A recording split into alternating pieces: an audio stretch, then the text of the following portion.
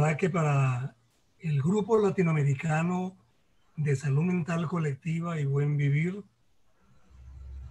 en la perspectiva de seguir contribuyendo a crear redes en el campo de la salud, en este caso en particular de salud mental, es para nosotros un gran placer este conversatorio que se va a realizar en la tarde-noche de hoy.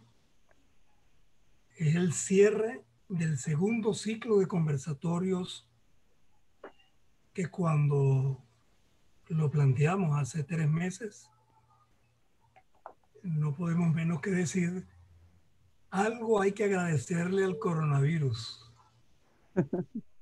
Y este es uno de los agradecimientos, a pesar de los miles de muertos y de millones de enfermos.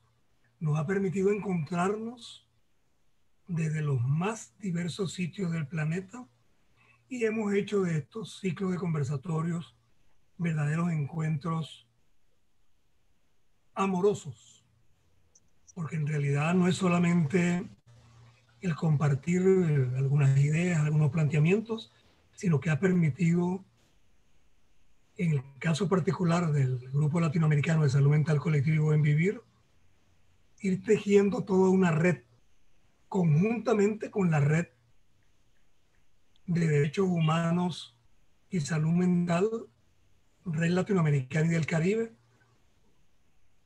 que al lado de otras redes, la de México, la de Bolivia, la de Paraguay, van conformando una red de redes en nuestra Agya Yala sobre un tema olvidado, diferido, que es el de la salud mental.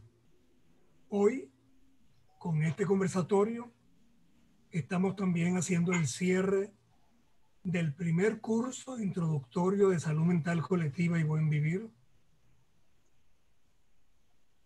pero desde ya anunciamos que a solicitud de los cursantes y del grupo coordinador vamos a prorrogarlo hasta el mes de febrero, añadiendo algunos temas adicionales a este curso introductorio que nos permite también tomar la decisión de continuar en una doble línea. De una parte, en el diplomado en salud mental colectiva y buen vivir, y de la formación de formadores, una formación en cascada que permite que estos 40 participantes en este primer curso puedan en su respectivo país reproducir este curso y de esa manera una formación de multiplicadores en todos nuestros países. En esta perspectiva, durante estos 3 meses, hemos venido trabajando desde lo que hemos llamado nuestras 4 raíces. En primer lugar, del pensamiento decolonial, todo el tema de develar el eurocentrismo, el pensamiento eurocéntrico. En segundo lugar, el pensamiento complejo como otra de nuestras raíces, en toda la perspectiva de la transdisciplinariedad. En tercer lugar, y yo diría que fundamentalmente, beber de la fuente de lo que han sido ya más de 30 años de medicina social, de salud colectiva, epidemiología crítica, de entender la determinación social de la salud como un derecho y no como una mercancía. Y bueno, nuestra cuarta raíz, más reciente, aunque es la más antigua indudablemente, es la cosmogonía indígena andina ancestral. El Sumac Causay, Sumac Camaña, el buen vivir, vivir bien, el saber amar la vida. Nos hemos empezado a pasear por estas 4 raíces en los conversatorios que hemos tenido hasta ahora. Y hoy, como culminación de este ciclo, tendremos el tema de repensar la salud mental. Y no es solamente repensarlo en términos de lo que hemos hablado como una crisis teórica y práctica de la salud mental. Son nuevas prácticas, nuevos saberes. Y en este periodo de la pandemia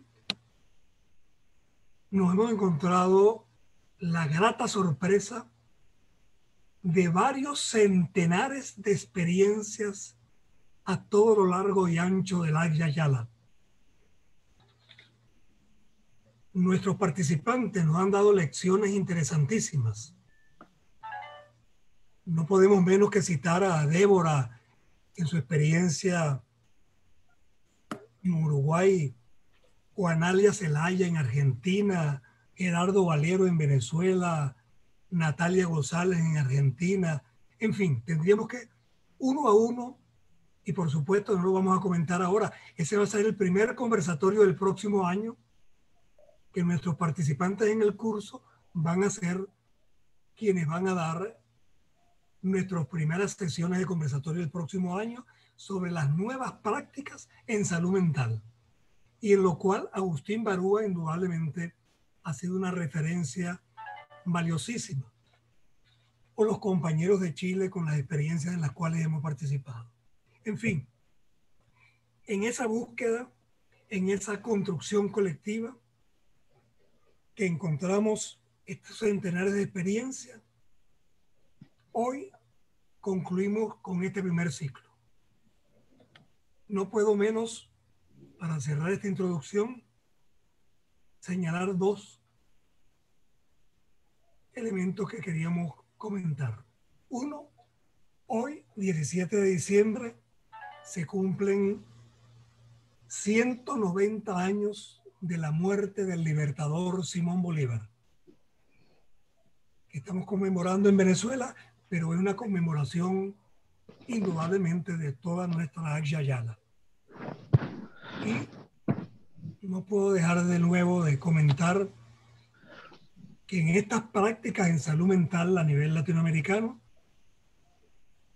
está presente con nosotros Julio Monsalvo, de la Internacional de la Esperanza, de la Alegrenía, de la Mistosofía, que nos acompaña para el cierre, porque lo dijimos y lo creemos. Julio Monsalvo sigue con nosotros. Aquí está presente en este conversatorio de hoy. Bien, vamos entonces, bajo la moderación de Victoria Cáceres, quien estuvo con nosotros unos años en Venezuela. Conocemos de su valía, de su calidad técnica, política, de compromiso. Victoria es magíster y doctora en educación. Es profesora e investigadora tanto en el área de la salud como en el área de la educación. Fue coordinadora del doctorado en educación intercultural. Es también maestra Reiki. Es miembro del colectivo de memoria y derechos humanos de la Universidad Católica de Chile. Es miembro del equipo de Alames Chile. Es miembro del equipo coordinador de la Red de Salud Mental Colectiva y Buen Vivir, que este año hemos venido. Pero bueno, eso es parte de un currículum de una gran calidad técnica, de compromiso político y de calidad humana. Dejamos entonces a Victoria como moderadora de este último conversatorio. Y bueno, con estos invitados de lujo que son Alicia Stolkiner, Agustín Barúa y Pedro Alcalá, realmente un cierre magistral. Gracias Alicia, gracias Agustín y Pedro, que de alguna manera nos debe estar oyendo por allí. Disponga ustedes las cámaras, Victoria. Bien, gracias Chiquito, muchas gracias. Me siento muy honrada con la presentación que has hecho. Sí, yo hace mucho tiempo participé de la Universidad de Carabobo, fui profesora investigadora mientras estuve en Venezuela. país del que nacieron mis hijos y es la tierra de mis hijos, como yo siempre digo, ¿no? Así que nos conocimos con muchos de los que están acá en esos tiempos duros de muchas cosas que tienen que ver con el exilio y que tuvieron que ver también con el trabajo colaborativo y la reivindicación de las actividades docentes en la Universidad de Carabobo. Y participé en el primer congreso de ALAMES también. Eh, Bien, en esta tarde nos estamos reuniendo para cerrar las actividades de conversatorio que iniciamos durante el año 2020. Es para nosotros un motivo de gran orgullo haber podido estructurar la secuencia de lecturas que consideramos que eran necesarias para que los compañeros, los colegas, las personas interesadas en salud y en salud mental pudieran tener un conjunto de referentes que incorporaran a sus esquemas de análisis, que incorporaran a las reflexiones críticas. Y nos pareció que los conversatorios que habían inicialmente obedecido a una lógica un tanto distinta deberían juntarse como iniciativas que se fueran dando de manera simultánea. Y entonces establecimos que los jueves eran días de conversatorio para apoyar, para acompañar las lecturas que los participantes estaban haciendo.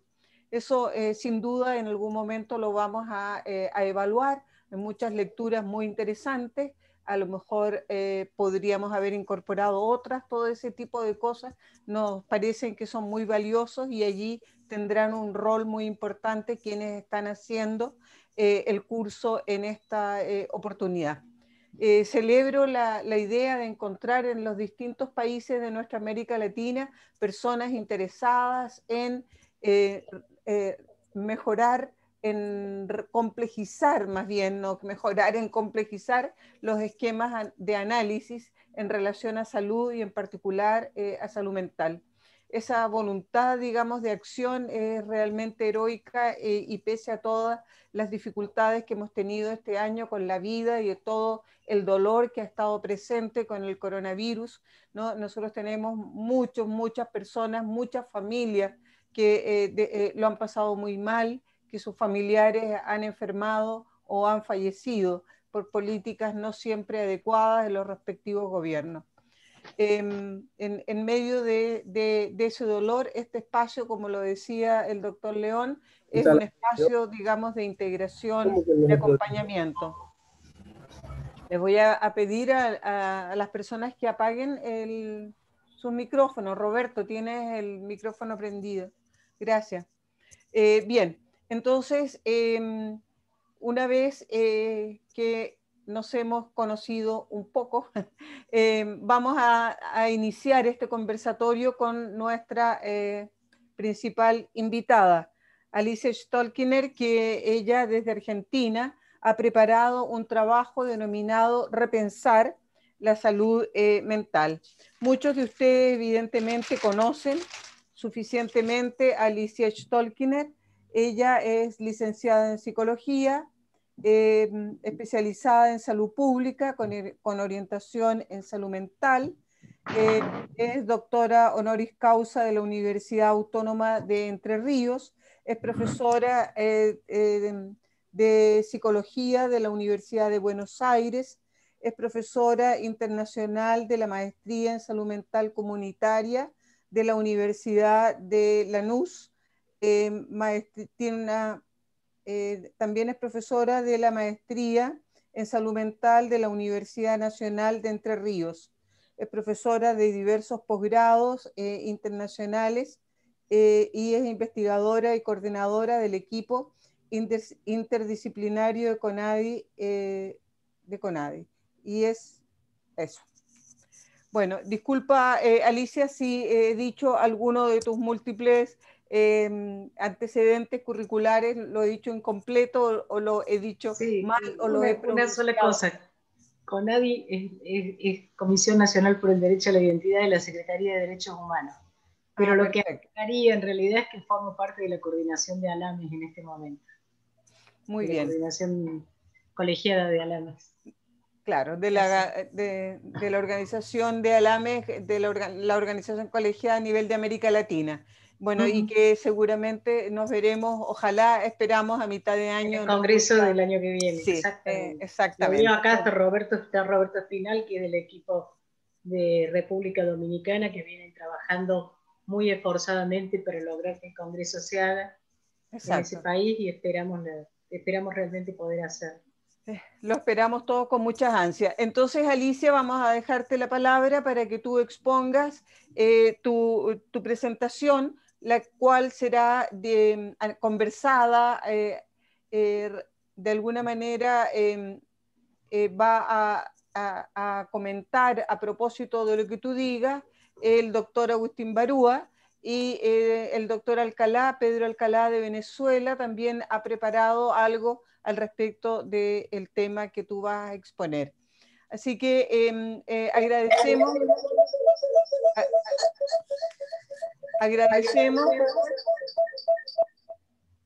gracias.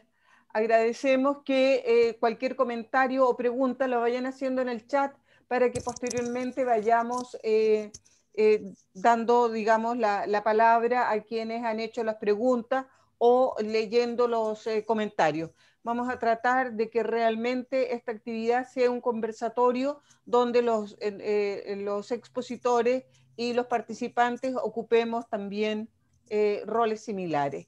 Así que, Alicia, pues empieza con tu exposición. Bueno, antes que nada, les agradezco mucho que me hayan invitado a participar. Tenía mucha preocupación con este conversatorio, porque a lo largo de lo que se ha ido exponiendo en los distintos conversatorios y del debate que yo veo que sucede en la red, etcétera, tenía la sensación que ninguna novedad, no había demasiada novedad que yo pudiera proveerles. Y lo que voy a hacer ahora, les voy a mostrar, traje un pequeño PowerPoint que voy a estar usando por momentos, sí y por momentos no, que tiene básicamente 2 o 3 comentarios y algunas imágenes, ¿no?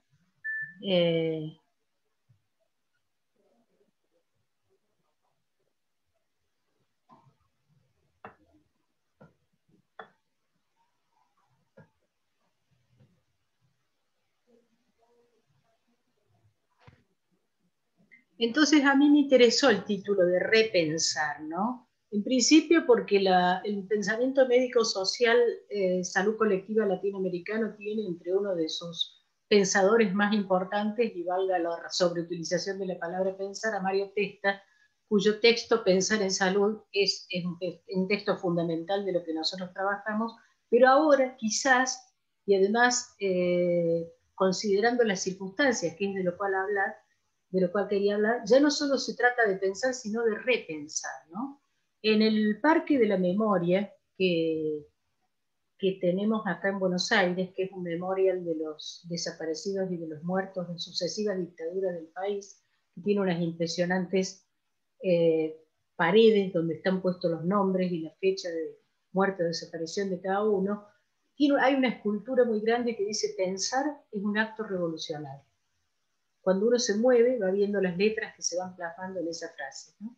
Entonces, lo primero que yo me planteé, ahora les voy a decir cuáles son los ejes de la exposición, era reflexionar un poco sobre lo que es pensar hoy en este contexto, en el contexto de la pandemia, y por lo tanto partir de una caracterización de ese fenómeno para después llegar a ello. Y a partir de ahí entrar en lo de la salud mental con un objetivo central, que es trabajar básicamente y centralmente desde mi aldea, o sea, pensar qué es lo que nosotros hemos hecho y transitado en salud mental durante este periodo de pandemia, con los antecedentes que además teníamos, y casi diría no en la Argentina, que es una dimensión demasiado grande para un país federal donde las provincias en general tienen mucha autonomía en términos de lo que desarrollan en salud o dejan de desarrollar. Voy a poner un ejemplo.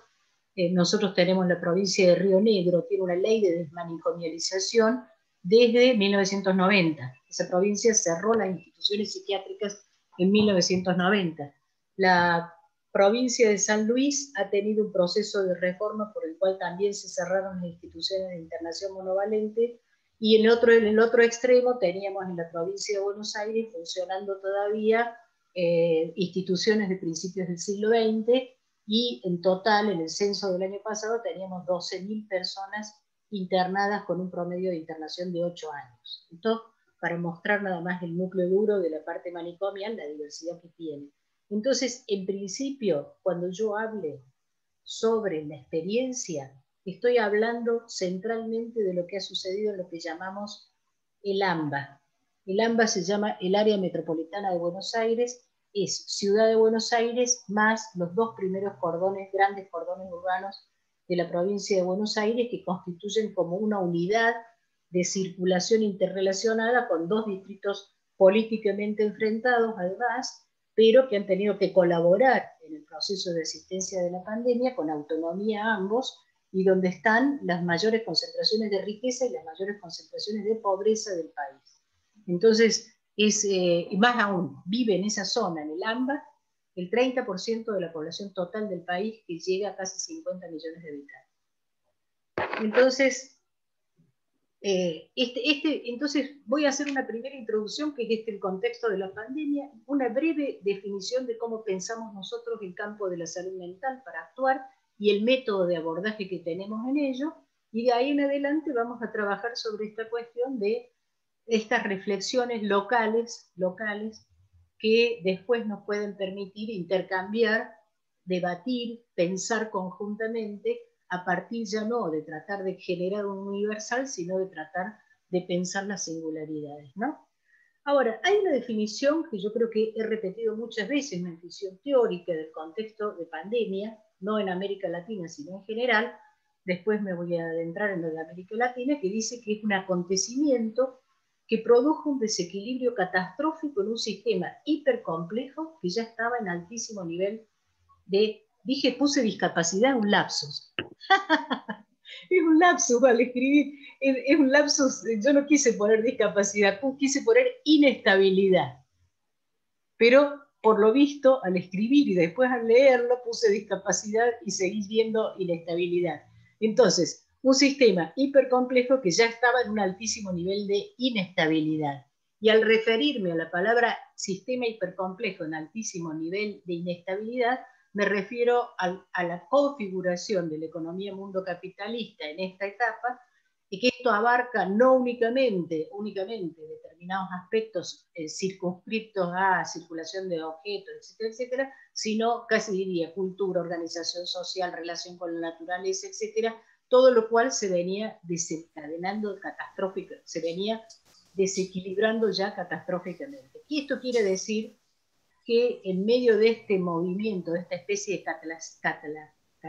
cataclismo, que cierra un ciclo que a mi gusto se inició, no cierra, sino que viene a culminar un ciclo que se inició con la crisis de mediados de los 70, con la caída del muro de Berlín, y con ese desequilibrio de ese mundo que se organizó en la posguerra, y donde nace además el campo de la salud mental.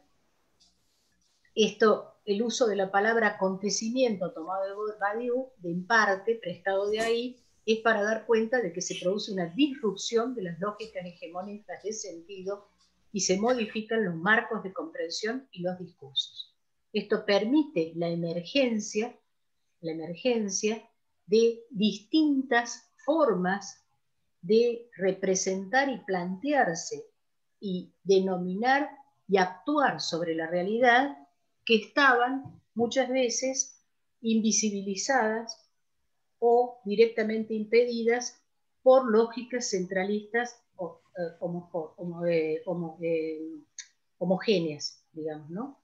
Entonces, uno de los elementos centrales es que se ha roto la hegemonía del pensamiento euro-anglosajón en Occidente. Yo pongo eurocéntrico, se usa mucho por la cuestión de lo colonial y la definición y la conquista, pero la segunda hegemonía del segundo periodo, a partir de ya claramente de la Segunda Guerra, está fuertemente centrado en la lógica anglosajona, y una parte de esa cultura es producida, ya no reproducida desde lo eurocéntrico, sino desde Estados Unidos, con algunas características particulares.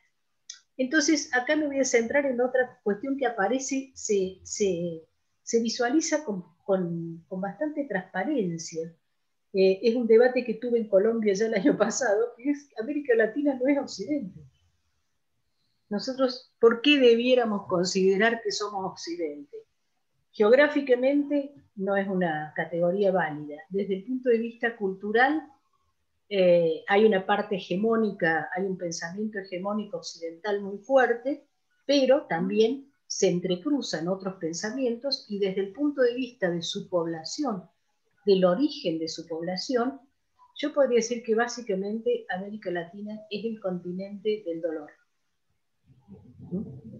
O sea, está configurada por descendientes, si uno rastrea unas cuantas generaciones para atrás, está configurada por descendientes de pueblos que fueron sometidos, de esclavos que fueron traídos por la fuerza, y de una gran ola migratoria de gente que huía de persecuciones religiosas, el hambre, las guerras, persecuciones políticas, etc. Entonces, la configuración es la configuración, en realidad, histórica de los sometidos, en su gran mayoría, de los perseguidos, en su gran mayoría, el continente que produjo, en todo caso, y que fue tomado después como continuación de esos procesos, ¿no? Entonces, ¿qué pensar y repensar? Miren, ahora les voy a mostrar, Alamis tiene un logo que es América Latina invertida, o sea, pone el sur en el norte, ¿no? El sur para arriba, quiere decir, miren, hace otro lapsus. Pero estaba haciendo una búsqueda que era los distintos mapamundis, las formas de representar la geografía, que para nosotros siempre fue como si esto fuera un mapa, ¿no?, de la realidad tal cual es. Y así se construye, sin embargo. Esto es el mapamundi en una Europa occidental. El eje medio de Ecuador está corrido, pero además en el centro está Europa, que sin embargo es bastante pequeña. Este es el mapamundi según Estados Unidos. Queda justamente en el centro de la distribución, y acá uno descubre una cosa extraña: se puede cruzar prácticamente en balsa desde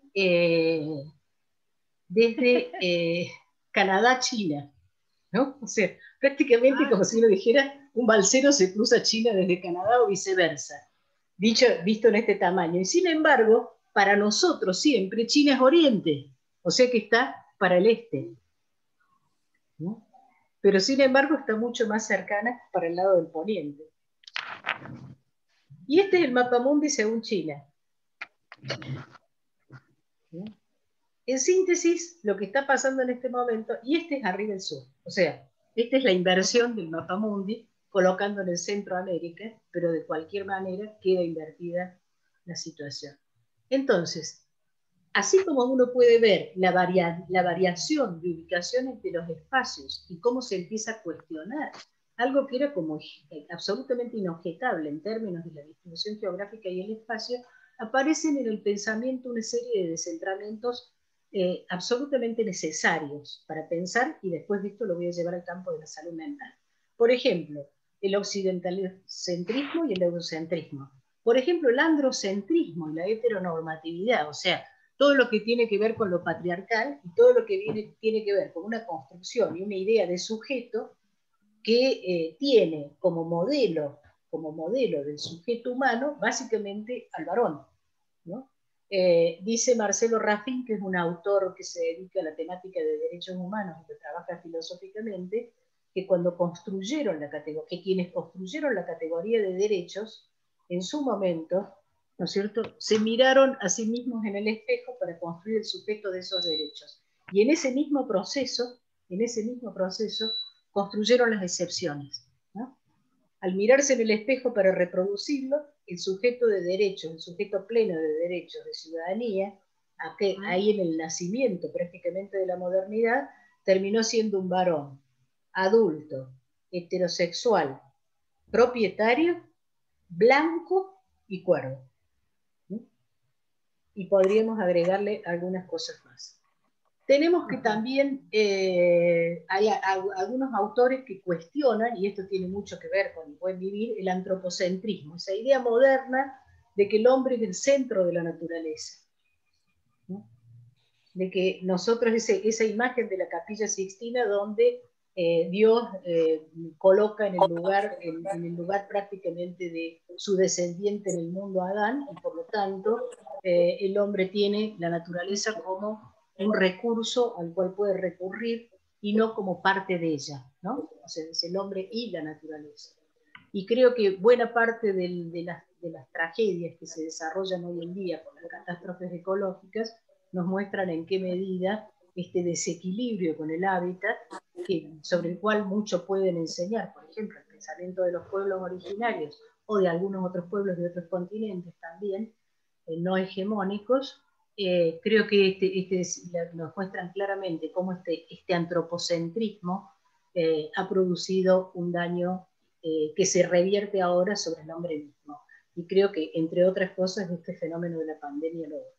Y puse entre signos de preguntas otras que aparecen, porque hay un autor, Emmanuel Cosia, un filósofo que ha trabajado mucho con el pensamiento de Averroes, que es una filosofía árabe, que tiene un libro que se llama La vida de las plantas. Y ahí muestra que en realidad, desde la visión del pensamiento nuestro, las plantas son como lo más bajo de la escala de los seres vivos, digamos, ¿no? Vienen las plantas, los animales y después lo humano, en esa escala. Y sin embargo, las plantas son los únicos seres capaces de transformar materia no viva en materia viva, y que de ellas y de esos seres vivos particulares, inmóviles, depende básicamente el funcionamiento de la atmósfera, o sea, toda la vida. Y bueno, y puse adultocéntrico también, porque no puedo olvidar la frase de Walter Benjamin, que dice, en su reivindicación del pensamiento infantil, casi como una lógica que lo equipara al artista o al revolucionario. Bueno, a ver un minutito porque no corre esto. Voy a buscar el mouse, un momento.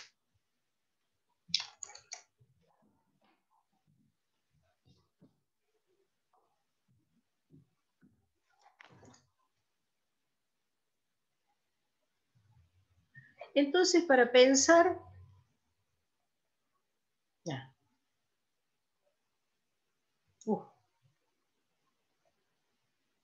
Para pensar un poco, cuando nosotros trabajamos en investigación, para pensar un poco cómo se configuran las problemáticas de salud mental, lo primero que hacemos es aclarar que la salud mental es un campo de prácticas sociales. No es un tipo particular de salud, no es un recorte que hacemos diferenciando mente, cuerpo, etcétera, etcétera, todo lo cual obviamente nos lleva al debate, al complejo y rico debate que el campo de la salud colectiva y el pensamiento médico-social tienen con respecto justamente a la conceptualización del proceso de salud, enfermedad, atención, cuidado. Entonces vamos a hablar, sin embargo, de un campo de prácticas sociales en el cual se interviene de alguna manera para contrarrestar, modernizar o transformar aquello que fue el modelo asilar manicomial, la forma de respuesta moderna a la locura, y simultáneamente se introducen en las prácticas de salud una serie de cuidados que tienen que ver con una categoría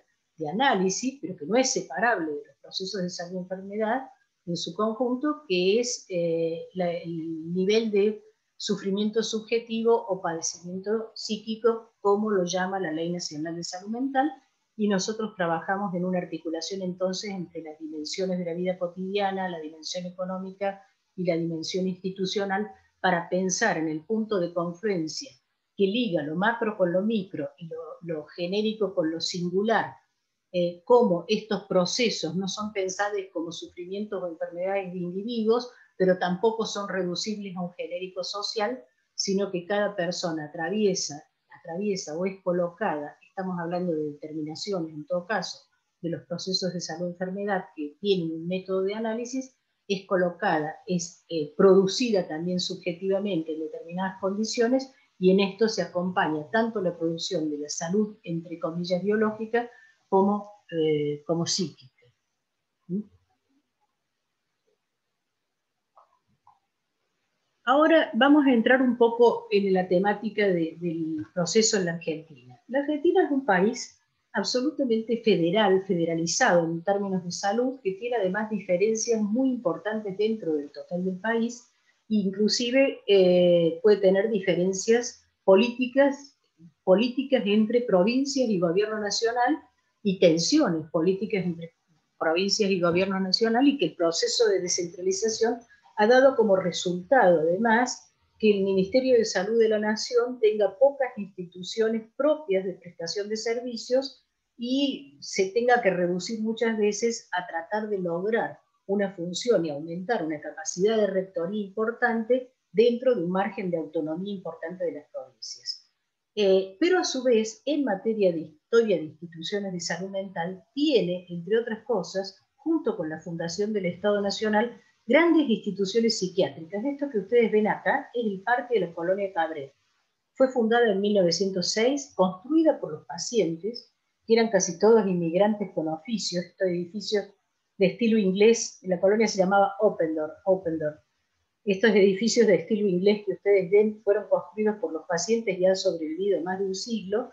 Y esta es la entrada a la colonia, donde ustedes pueden ver, en pleno proceso de reforma, estaba en ese momento, que después se truncó, un cartel que dice despacio pacientes deambulando, como si los pacientes en ese parque no pudieran salir a caminar, sino deambular, y efectivamente la corporeidad de los usuarios, esta persona no es identificable si no estaría fotografiada, la corporeidad de los usuarios muestra claramente en el contexto de ese parque maravilloso y de esa edificación tan suntuaria, en pabellones que sin embargo tienen profundos deterioros, podía haber gente viviendo en condiciones concentracionarias. Bueno, este ejemplo y esto que mostré hasta ahora, ahí está. Esto rápidamente vamos a ir ahora a dos cosas de las cuales quiero hablar y voy a ir después cerrando la exposición para que podamos hablar. La primera es que nosotros tenemos una Ley Nacional de Salud Mental que fue largamente producida no por un gabinete parlamentario, no por un gestor individual, no por un gobierno específico, sino por más de 30 años de gestión de un movimiento de salud mental sumamente potente que se inició alrededor de los 60, 70, que tuvo además muchas víctimas durante la dictadura militar, desde exiliados hasta desaparecidos y muertos, entre otros la presidenta de la Asociación de Psicólogos, que uno puede encontrar ya textos hablando de los procesos de desmanicomialización en revistas argentinas de psicología de 1973, por ejemplo, y que después se corta, se interrumpe, vuelve, pero la característica de estos procesos es que siempre fueron iniciativas realizadas por actores sociales que en general te quedaban truncas o no muy registradas, etc. A partir del retorno a la democracia se inician algunas experiencias provinciales, como la de Río Negro, San Luis, etcétera, etcétera, pero recién en el 2010 se logra una ley que va a tener algunos elementos centrales. Por ejemplo, no utiliza la categoría de enfermedad mental, requiere la atención, la intervención interdisciplinaria, regula alrededor de un marco jurídico que incluye abogados, la internación involuntaria, que si bien existe, deja de ser ya internación por peligrosidad, utilizando el Código Civil del siglo XIX, sino por riesgo cierto e inminente, y apenas la persona es internada de manera involuntaria, se requieren una serie de dispositivos, por ejemplo, el cuerpo de letrados que regula esto. Hay un órgano de revisión nacional donde se representan distintas organizaciones, y estos órganos de revisión controlan el cumplimiento de las normas de la ley y el de los derechos de los pacientes. Estos órganos de revisión se han ido creando en muchas provincias, aún a contrapelo de las políticas que desmantelaron el Ministerio de Salud en el gobierno anterior. Y por cierto, hay dos tipos de actores muy fuertes que han tenido mucho que ver con el nacimiento de esta ley. Uno fueron los organismos de derechos humanos, que pugnaron fuertemente por la aparición por la ley de salud mental, incluyendo denunciando la situación de derechos humanos de los pacientes internados en hospitales psiquiátricos como el CELS, MDRI, y otro fueron las organizaciones de familiares y usuarios, que siguen teniendo mucha voz y que lograron romper de alguna manera la puja corporativa en la cual estaba parada y frenada la ley de salud mental.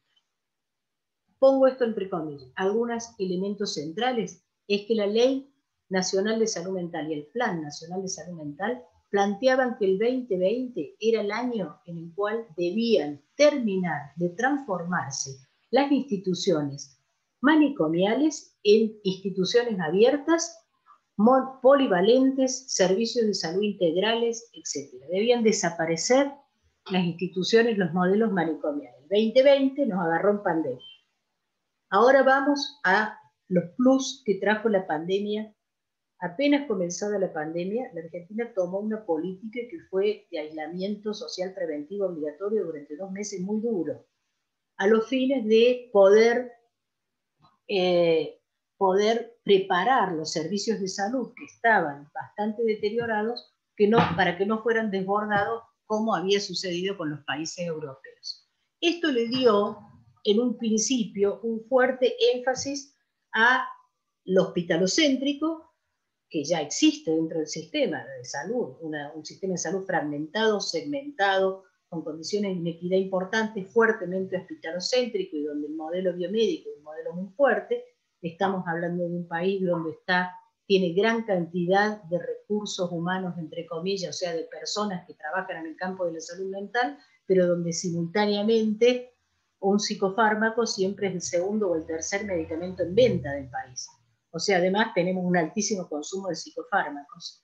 Y en un primer momento la respuesta fue muy fuerte, dirigida al control de la pandemia, y ahí empezaron a aparecer los problemas de salud mental, que los servicios de salud mental con los cuales nosotros trabajamos, quiere decir, de Provincia de Buenos Aires, Asesoría Nación, etcétera, etcétera, plantearon en 2 registros. Una, cómo mantener la cobertura y la asistencia que venían brindando hasta ese momento, y cómo responder a las necesidades del campo de la salud mental que planteaba la pandemia.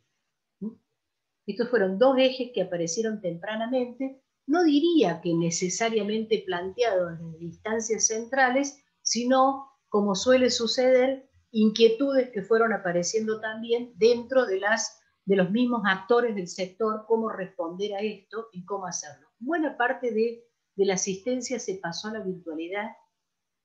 Apareció un problema específico con las grandes instituciones psiquiátricas, que era el riesgo en ellas del contagio, como pasaba en los geriátricos, como pasaba también en las instituciones carcelarias, o sea, cualquier institución total era de particular riesgo. Esto motivó que en muchos casos, en situaciones que se hubieran decidido por una internación, se decidieran por otro tipo de asistencia. Se complejizaron las prácticas en territorio, las prácticas preventivas, comunitarias, etcétera, de territorio, por la dificultad del contacto físico que planteaba la pandemia, y fueron apareciendo otro tipo de problemas, los dolores y los sufrimientos producidos por el aislamiento, los dolores y los sufrimientos de los duelos, las muertes, el aislamiento de las personas enfermas, el estrés del personal de salud, el incremento de la violencia al interior de los hogares, porque quedarte en tu casa puede ser una tortura, sea dentro de la casa hay situaciones de tortura para mujeres o niños, porque una parte importante de la población se vio con un altísimo estrés económico. Dentro de ese marco, algunos programas de redes de soporte social, como, por ejemplo, un ingreso familiar de emergencia para las familias que estuvieran en condiciones de más desprotegidas laboralmente, una parte de los salarios pagados por el Estado, etcétera, etcétera, fue como una red también de soporte no secundario en el campo de la salud mental, aunque es una política pública que ni siquiera es de salud. Pero no es lo mismo caminar sobre un cable que sentir que uno tiene una red de soporte en situaciones de emergencia. Y ahí en ese momento es que nosotros trabajamos algunas categorías que creo haber expuesto ya a esta altura demasiadas veces, pero categorías que se producían por el fenómeno, problemáticas que se producían por el fenómeno de la pandemia, como por ejemplo la categoría de duelo, ¿no? El duelo ya no era solo el duelo de aquellos que perdían un familiar cercano, era el duelo para todos y todas de perder, y todes, de perder de alguna manera toda la construcción de futuro, la ilusión de continuidad establecida con respecto a lo que sería la vida en un tiempo, la incertidumbre ligada a que si nos preguntaban si 3 meses antes podíamos imaginar lo que estábamos aconteciendo, lo que estábamos atravesando, todos diríamos que no lo podíamos ni imaginar.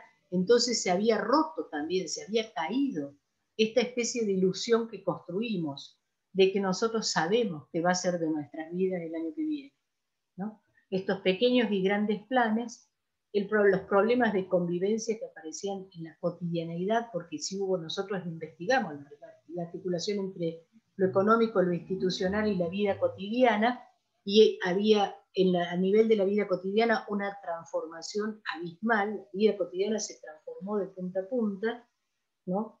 En la reclusión en el hogar para los que tenían el hogar, y en el quedarse dentro de la comunidad para los que no tenían hogares que pudieran ser espacios de cuidado de la salud, y por lo tanto en algunos casos se planteó el programa Quédate en tu barrio, no quédate en tu casa, y cuidados específicos para esas poblaciones en algunos lugares, en algunas provincias, etcétera, etcétera, en la fragmentación que es el país. El otro elemento que trabajamos bastante fue el esfuerzo adaptativo, un impresionante esfuerzo adaptativo frente a una realidad absolutamente imprevista que alguna persona de letras definió como estar viviendo estar viviendo en un escenario de literatura fantástica. Y sobre la cual también estamos. A esto se sumó una intensidad conflictiva de los mensajes y de la construcción de discursos sociales, con una fuerte construcción de los medios de comunicación masiva, en donde se politizó hasta el barbijo. Y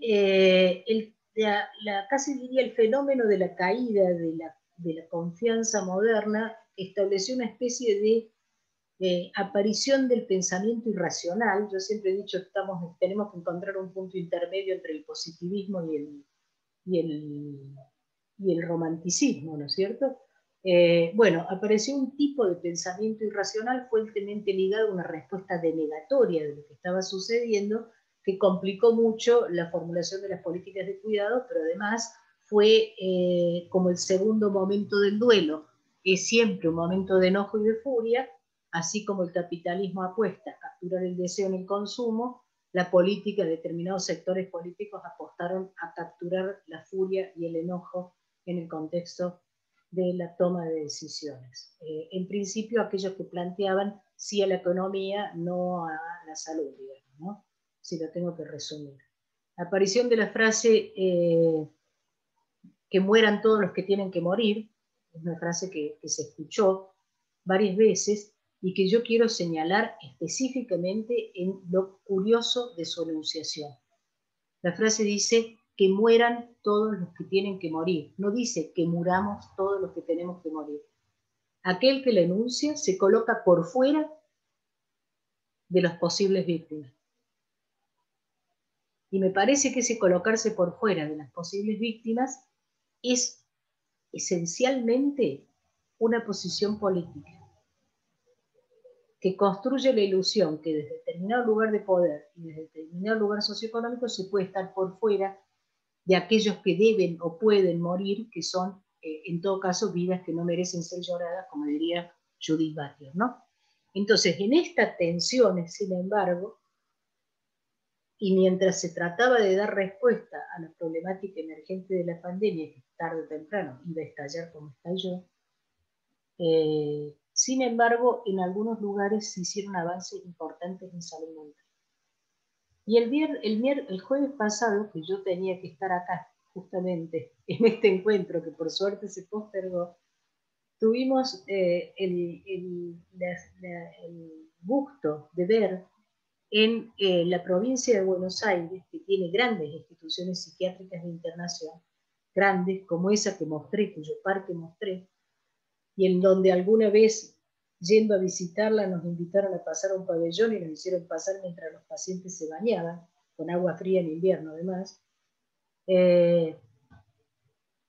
sin que esos cuerpos fueran considerados factibles ni tener ningún derecho a la intimidad. Quiero decir, ese bello parque encierra eso adentro. Entonces, lo que sucedió el jueves pasado es que después de un trabajo que se hizo durante muchos meses, y cumpliendo con la disposición de la Ley Nacional de Salud Mental, la provincia de Buenos Aires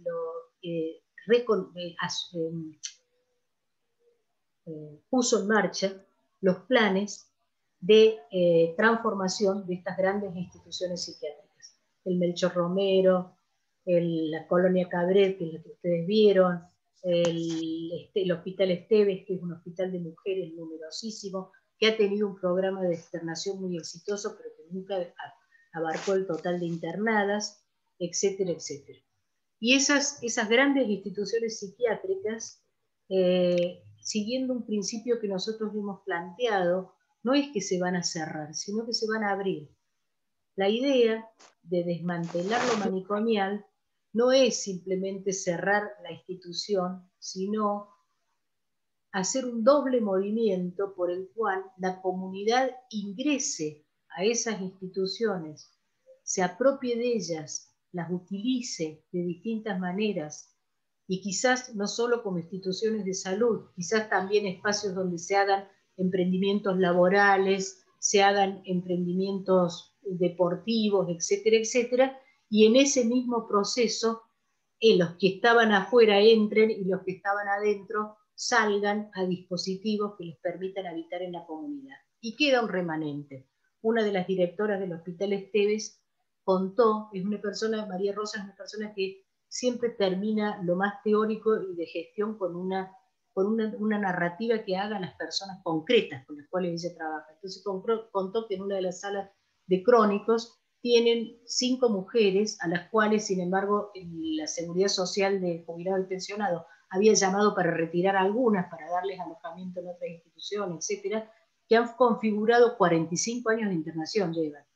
Han configurado como un grupo familiar que se cuida básicamente entre ellas y han configurado un hábitat en el cual ha transcurrido su vida, ahora que en realidad ya son todas personas muy grandes, y entonces ella decidió que de ninguna manera se las movía o se las separaba, sino que se iban acondicionando en ese espacio que es muy grande las condiciones para que ellas tuvieran un hábitat mucho más digno, una posibilidad de salida con acompañamiento, pero mantener, y esa lógica, esa pequeña lógica que va a reconocer, no burocráticamente lo que nosotros decimos que cada uno tiene que hacer, sino cómo estas personas van a ir poco a poco recuperando sus derechos, reconociendo sin embargo que cada una de ellas debe seguir una trayectoria y un cuidado singular, ¿no es cierto? Estas presentaciones que se hicieron mostrando que algunos de esos parques, que alguna vez fue una colonia en la cual se produjeron chacinados, van a quizás ser un espacio que pueda ser utilizado para la recreación de los jóvenes y los adolescentes y los niños y niñas de los sectores más vulnerables, más vulnerados en realidad, de la provincia de Buenos Aires, y cómo esto está planificado de esta manera. Entonces, cuando uno ve esas planificaciones, lo que es increíble es que haya habido gente con la voluntad de continuar esta tarea en el contexto de la emergencia y la pandemia y en el contexto de las carencias que tenemos. Entonces, está bien, no es todos los lugares, no es todo el país, pero de alguna manera ha habido un trabajo que además tiene una característica de gestión muy del movimiento de salud, muy del movimiento de salud colectiva, que es esta gestión modular participativa, donde no se trata de que vengan los tecnócratas a decir lo que hay que hacer, sino que el personal va participando, los directores van participando, hasta las organizaciones de familiares, etcétera, van participando para lograr estas propuestas que esperemos sean llevadas a cabo. Lo cierto es que se cierra la posibilidad de internación en salas de crónicos. Ese es el primer paso, y que ya se están creando las condiciones para la apertura de las instituciones y la salida de los internados. Nos queda, además, otra situación complicada, que es que la Ley de Salud Mental sacó los consumos problemáticos del terreno de la seguridad y los colocó en el terreno de la salud mental. Entonces, se trata ahora de regular las formas de estas nuevas instituciones, colonias, comunidades, etcétera, que no tienen casi regulación como instituciones de salud, donde de distintas maneras y con tratamientos no siempre respetuosos de derechos se atienden las personas con consumos problemáticos. Sobre esto se está trabajando ahora en un sistema de habilitación de establecimientos. Entonces, es lo que más conozco porque nosotros somos un equipo docente de investigación que básicamente ha estado trabajando en ese terreno. No sé si es así en otras provincias del país, y puedo decir que no es así exactamente en la ciudad, en la capital, en la ciudad de Buenos Aires, que tiene una ley de salud mental, la 448, que es anterior a esta, pero que no se ha terminado de ejercer como tal nunca. Entonces, el éxito de la salud mental, el éxito del campo de la salud mental, como suelo decir yo, es su desaparición. O sea, el éxito del campo de la salud mental sería que las problemáticas de salud se aborden siempre en todas sus dimensiones y de manera integral.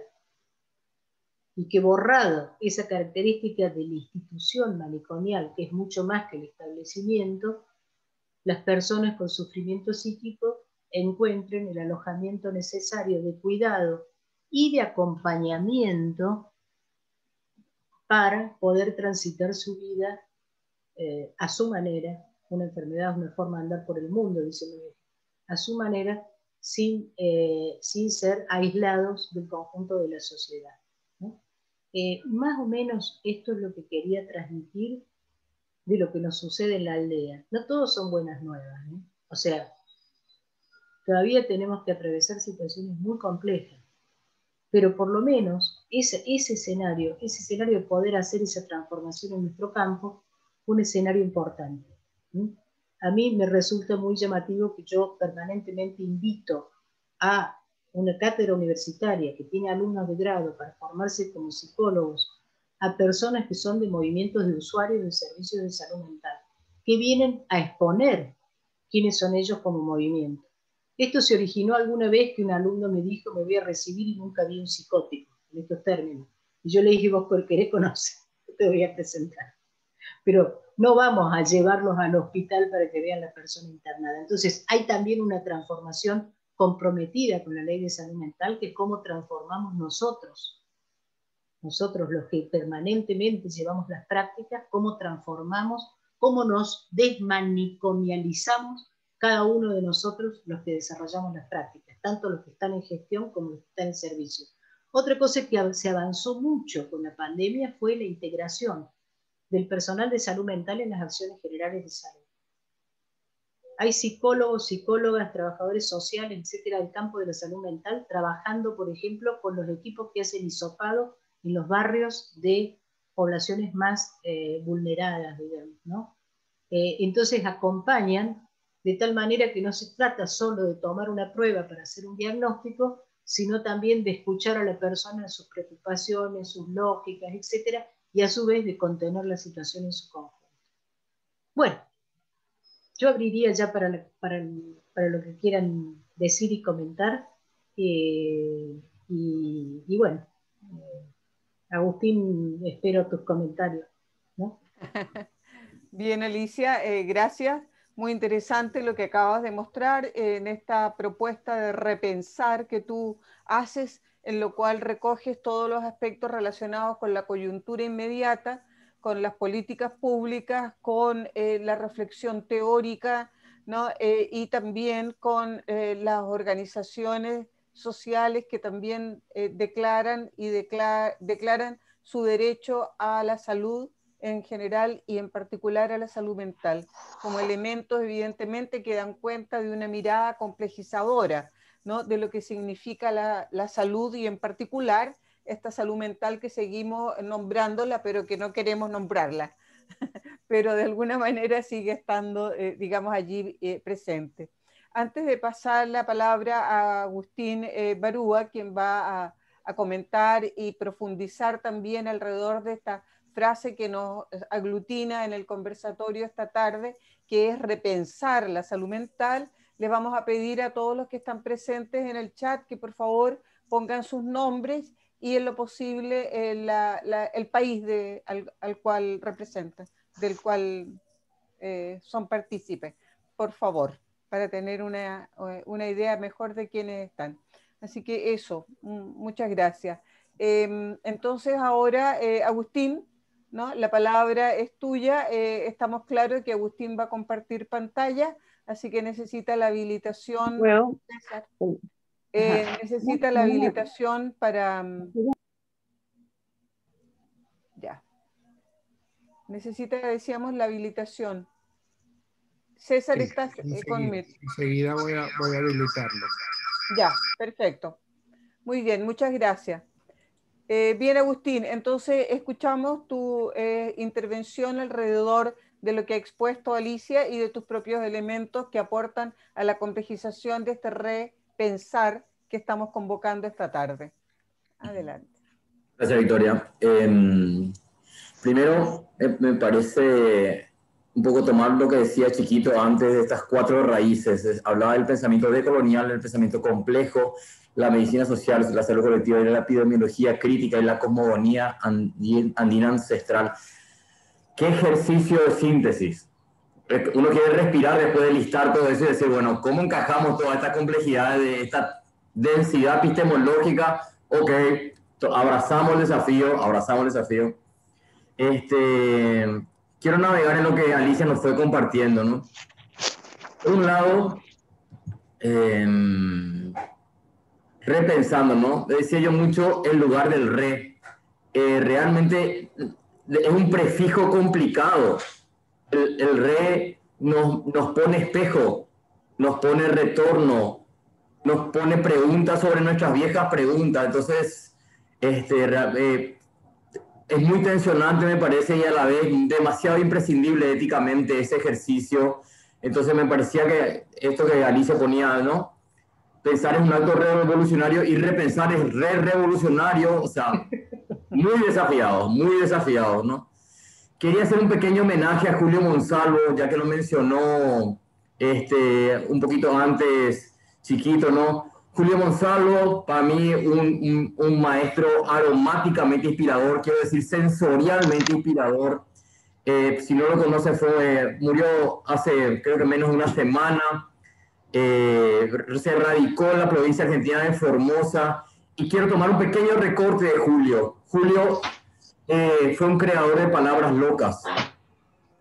Y una de sus palabras locas es la palabra alegremia. Él contaba que él conversando con mujeres campesinas en el año 96, le comenzó a hablar de, entre otras cuestiones, de la glicemia, el azúcar, y ellas metamorfosearon y dijeron, ¿y la alegremia cómo se mide? Es esa vuelta, esa pirueta, me parece que es demasiado interesante porque de alguna manera es otro red, darle vuelta a las palabras que están tan estandarizadas, tan fijas, darle otra vida. Me encanta. Tengo que estar acostumbrado a esta mechada de intervenciones de soniditos que aparecen. Creo que tiene que ser parte de la polifonía. Es un genio este Agustín. Si me permiten, quiero compartir un video, le pedí a Victoria y a César, brevísimo, de 40 segundos. Espero que se pueda ver bien. ¿Me confirma si se está viendo? Sí, se observa. Gracias, César. Perfecto. Voy a introducir, y son 40 segundos de un video de noticias. Es el video de un hombre que el 4 de diciembre pasado estaba caminando por la ciudad de Cacupé. En la ciudad de Cacupé está probablemente, con la tradición católica que es más fuerte, la virgen más emblemática de Paraguay, que es la Virgen de Cacupé.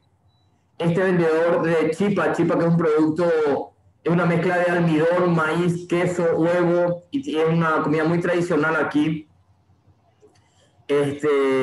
Caminando por las calles, va a hablar en guaraní, yo después lo voy a traducir brevemente, también se va a escuchar algo de la persona del noticiero que cubre, y quiero compartirles, sin más preámbulo.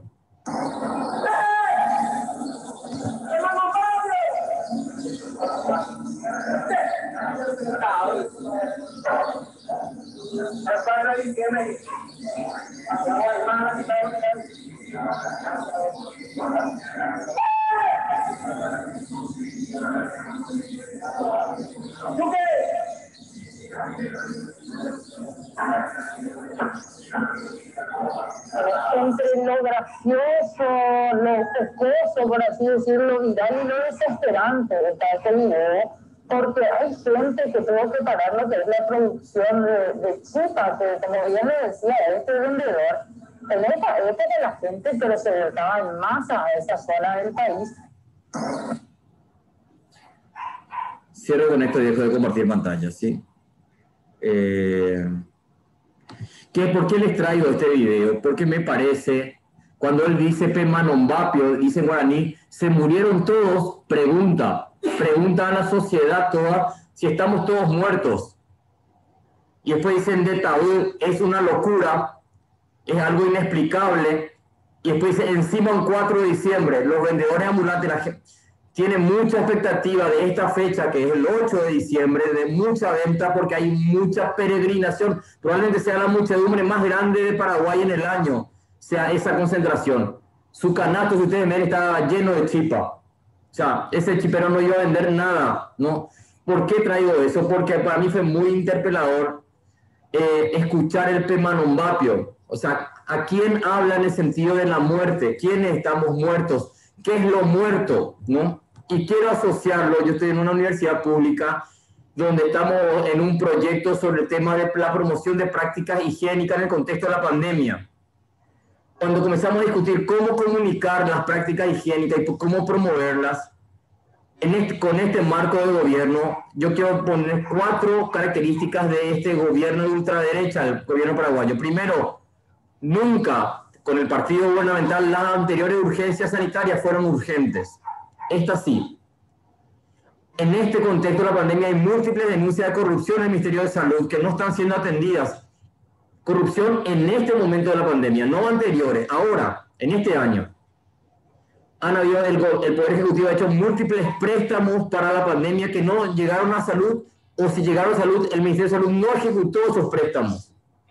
Y cuarto, las políticas sociales de compensación que han generado durante la pandemia han sido claramente tardías e insuficientes. Y eso es hambre, ni siquiera es medidas sanitarias en un sentido biomédico. O sea, con ese contexto gubernamental, en esta universidad pública le decíamos, nos planteamos cómo hacer una campaña de salud y concientización que no sea culpabilizante a la población, que no niegue la deuda histórica que tienen los gobiernos sucesivos de derecha en salud, que no sean clasistas, que no digan quédate en tu casa a gente que tiene que sobrevivir diariamente con el trabajo fuera de la casa, que no sean reduccionistas, que entiendan que salud no es un problema estrictamente biomédico, sino que tiene una serie de determinantes que la constituyen, y que no sean belicistas, que no tengan un enfoque de guerra al virus, que finalmente termina haciendo guerra a las personas en contacto con el virus. Y que no sean pasivizantes, que permitan la voz de la gente. No encontramos una campaña de salud que se dé salida a todo esto. La única que logramos proponer fue invertir la voz. Que, por ejemplo, que salga la voz de la gente como este chipero que dice Pemanombapio. Por ejemplo, una trabajadora doméstica que dijera con una ficha del Ministerio de Salud atrás que dice quédate en casa, que pudiera decir no tengo jubilación, no puedo pagar mis medicamentos, mi nena no tiene para su internet para las clases, ahora ya me podés escuchar. Y cierre con este eslogan: vencer al COVID es vencer la exclusión y la desigualdad. De eso no nos lavemos las manos. Esto fue imposible de plantear, esta inversión discursiva de una campaña comunicacional en este contexto de la pandemia. Insisto, estamos en un contexto de un gobierno de extrema derecha. Quería tomar otra cosa también a partir de lo que decía Alicia, esta idea de que América Latina no es Occidente, es el continente del dolor. ¿Cómo hacemos para que la cuestión colonial nos duela? Porque a veces no nos duele. Y eso es como muy terrible. Yo viví un tiempo en Montevideo y recordaba que en la explanada de la Intendencia de Montevideo, la figura más emblemática es un David de Miguel Ángel. Claro que hay una migración italiana súper fuerte, pero es un David de Miguel Ángel y no otra. Decía que un antropólogo catalán que vivió mucho tiempo en Asunción, falleció hace un par de años, Bartomeu Meliá, decía: yo voy a la terminal de Unión de Asunción a ver la gente y digo, miro a la gente y digo, son todos indígenas, pero ninguno se nombra como tal. O sea, nuestra cuestión colonial está fuertemente trabada, trancada, difícilmente necesitamos todavía caminar mucho en ese sentido, ¿no? quería tomar otra cosa que dijo que mostró Alicia cuando mostraba el cartel en uno de los hospitales psiquiátricos de provincia de Buenos Aires, el cartel que decía despacio, pacientes deambulando.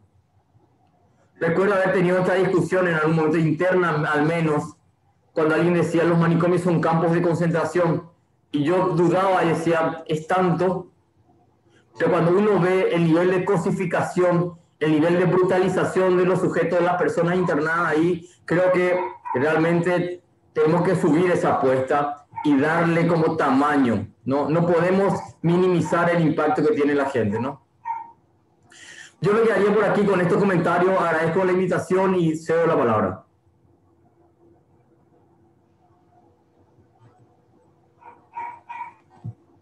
Bien, gracias, Agustín. Interesante, digamos, el aporte que ha hecho Agustín a partir de algunos aspectos de Alicia, y que son aspectos que tienen que ver con la propia coyuntura, muy valiosos todos ellos. A partir entonces de este momento, César, vamos a poner el aporte que ha enviado el doctor Pedro Alcalá de Venezuela, ¿no? El doctor Pedro Alcalá es médico psiquiatra, especialista en salud pública, doctor en ciencias gerenciales y docente de la maestría en salud colectivo, IAE. Bien, el doctor Alcalá estaba con muchos problemas de conexión, entonces ha enviado su texto y su material. Gracias, César. Bienvenidos a todas y todas a este encuentro con la profesora Alicia Stolkener, quien es una digna y excelente representante de la Asociación Latinoamericana de Medicina Social y Salud Colectiva, y por supuesto una eminente psicóloga de nuestra América. Como hubiese querido escucharla y intercambiar algunas ideas y comentar algunas ideas acerca de lo que no tengo duda será una excelente exposición.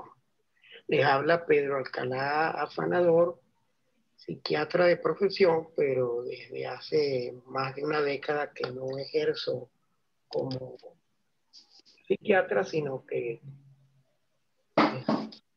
Este es Alcalá, este es un genio. No sabes lo que es este video. Docente facilitador de una maestría en salud colectiva de Colonial, que desarrollan conjuntamente el Instituto de Altos Estudios Dr. Arnoldo Gabaldón, la Universidad de Ciencias de la Salud Hugo Chávez Frías y la Universidad Bolivariana de Venezuela. Entonces el doctor León y otros de los participantes me plantearon pues la necesidad de que fuese una nota de voz acerca de mi mirada otra de la salud mental. Y bueno, sobre eso les voy a hablar muy rápidamente.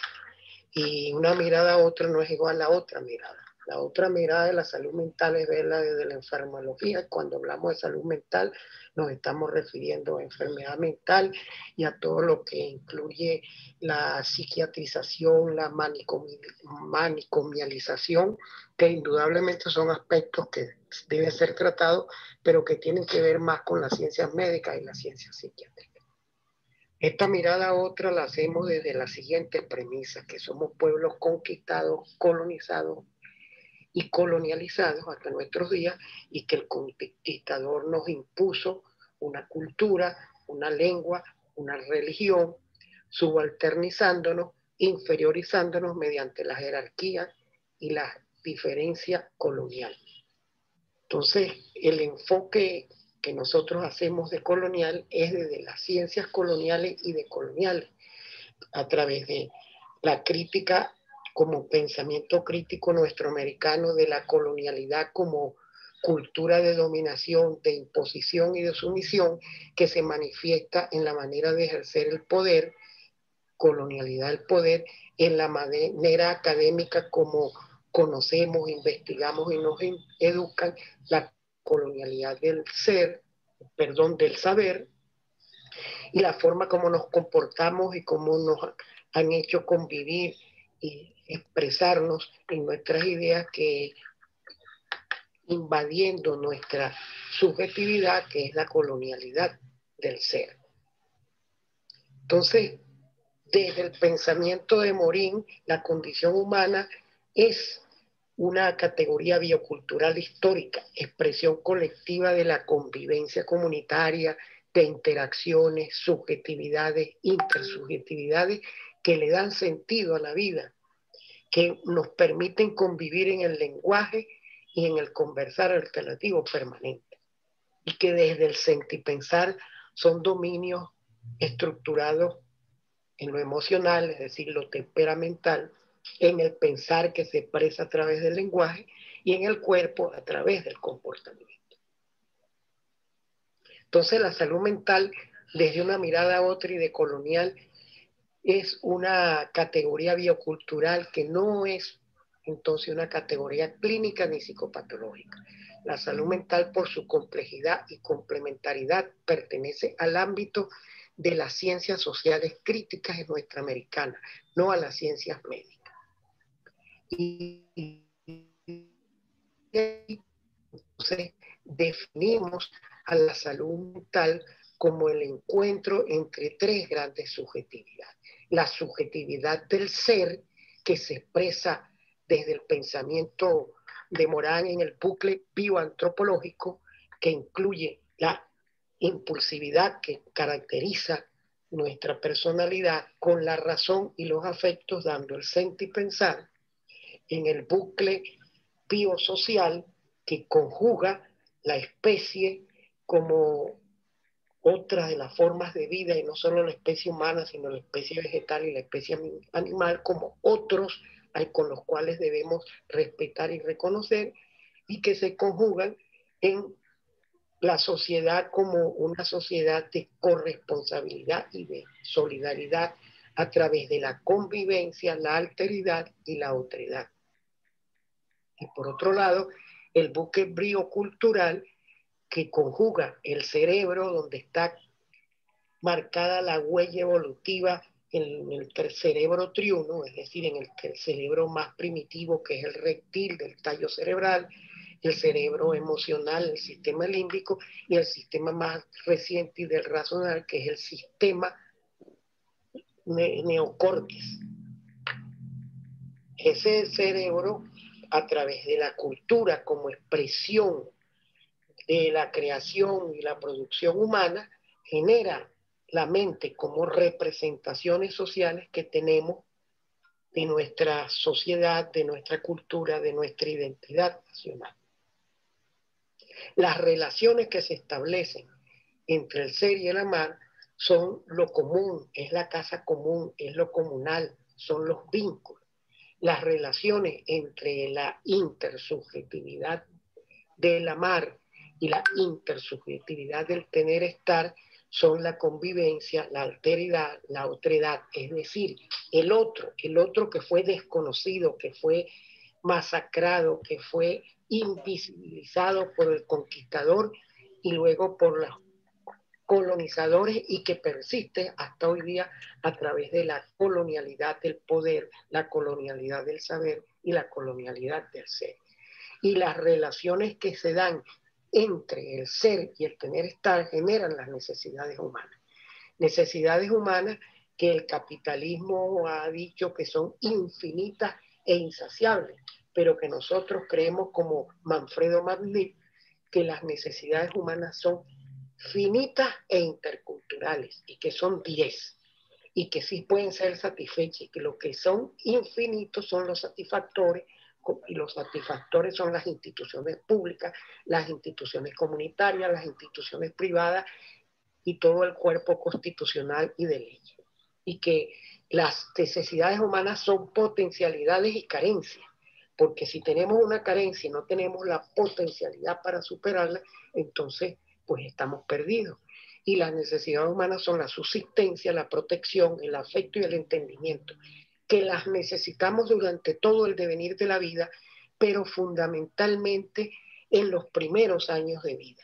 Es decir, cuando estamos recién salidos del útero, como dice Fernando Sabater, que nosotros salimos a medio cocinar. Entonces necesitamos del otro, de la madre, de los padres, de la familia y de la sociedad para subsistir, para que nos protejan, para que nos den afecto, para que nos entiendan y después desarrollar las otras necesidades como son la participación, la libertad, la identidad, la creación, el ocio y la trascendencia como seres humanos. Entonces, si entendemos la salud mental como ese encuentro entre tres grandes subjetividades, veremos que en el sentir pensar, tanto en el ser como el amar y el tener, tenemos el amor que reconoce que existe otro, la agresión que niega al otro y la indiferencia que para el cual el otro no existe. Y eso es lo que es la colonialidad y en lo que fuimos sometidos, a la no existencia, a la subalternización.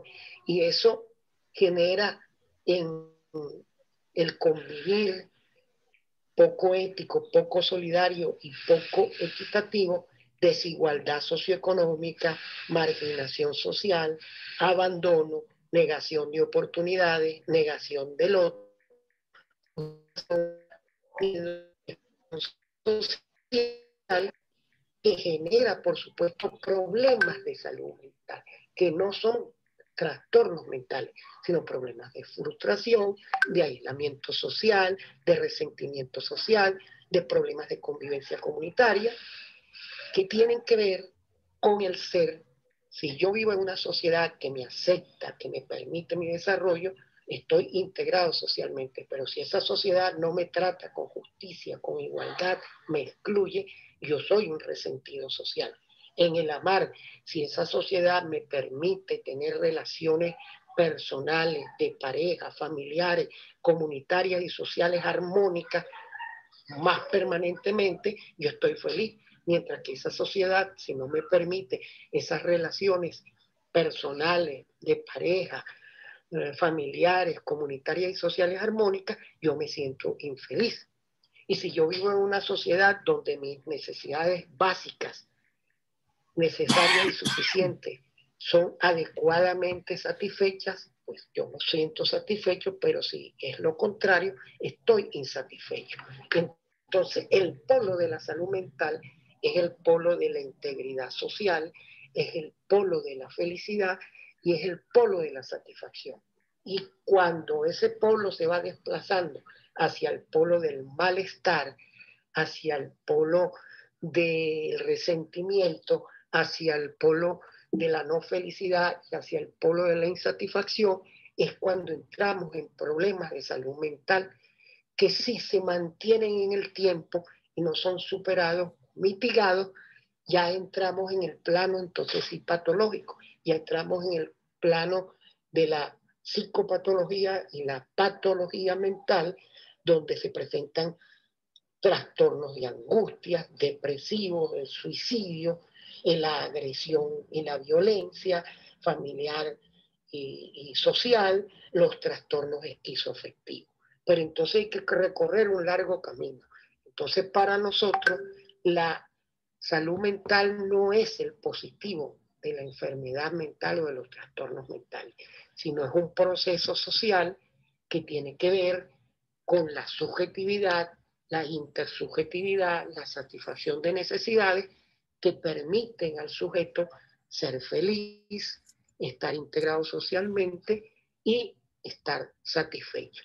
Eso es en líneas generales nuestra mirada otra y decolonial, porque tenemos que decolonializarnos, porque todavía vivimos en nuestras sociedades la colonialidad del poder como un poder vertical que se impone, que no es un poder participativo y democrático, una academia que impone un eurocentrismo y una manera de investigar y conocer mediante solo el paradigma cartesiano, que es el único que genera conocimiento científico, y en el ser estamos invadidos, alienados, cosificados e ideologizados con falsa conciencia en nuestra subjetividad.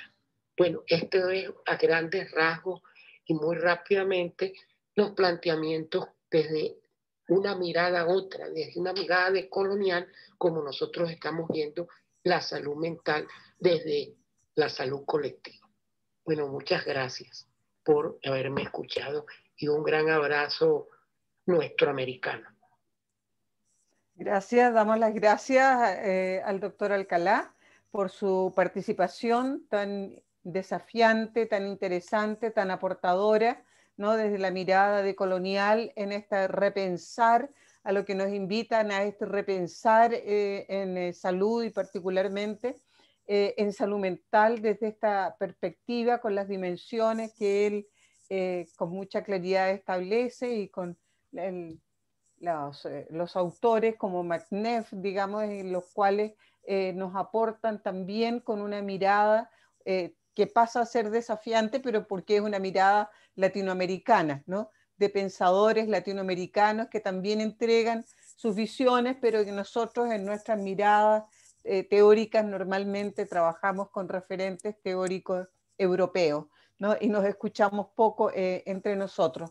Entonces, muy, muy interesante, nos alegramos mucho de tener este 17 de diciembre la visita, aunque sea una visita grabada del doctor Alcalá, en este cierre de los conversatorios por este año.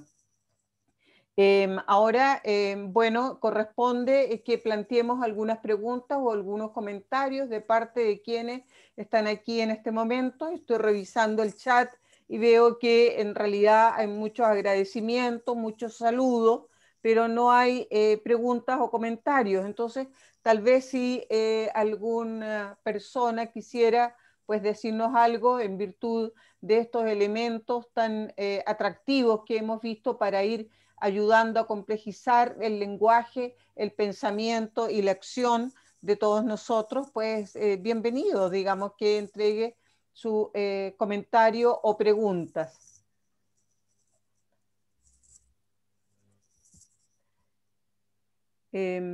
Clara. ¿Perdón? Clara está levantando la mano. Adelante. Adelante, haz tu comentario. Gracias, Alicia, por tu participación, igual que Agustín. Son dos seres queridos y muy productivos e interesantes. Pero yo quería insistir en un punto que sería cómo incluir fuertemente el tema del derecho de ser un ciudadano, del derecho de ser un sujeto, del derecho de ser una persona de derecho, porque me parece que la cuestión del derecho también nos lleva a la responsabilidad de nosotros practicantes, qué sentido le damos al ser humano que estamos tratando, ¿no? Es decir, cómo consideramos un ser humano, porque si no, estamos pensando en términos de organicidad, y lo que vemos es que está desprestigiada la palabra ser humano, o es puesto al costado el ser humano, o está devaluado el ser humano. Me parece que esto yo lo quisiera pensar en la línea del derecho. Ali, no sé si querés que nos metamos en esto, pero porque me parece que es la que le va a dar un estatuto digno a todo el proyecto y a lo que se viene peleando hace tantos años, ¿no? Que es el par, derecho-responsabilidad, poder introducirlo en este debate y en estas acciones, que me parece que está ahí, ¿no? Sí, ahí yo te diría, en principio, porque yo sé que tenemos a veces que ponernos de acuerdo con respecto a los lenguajes aún dentro de América Latina. Sí, porque hay resonancias en lenguajes que son muy distintos de país a país y esto adquiere diferencias de sentido. ¿No es cierto? Cuando nosotros hablamos de derechos humanos, no hablamos únicamente de un cuerpo jurídico internacional, la Corte Interamericana de Derechos Humanos, todo ese paquete que existe, sino de una idea fuerza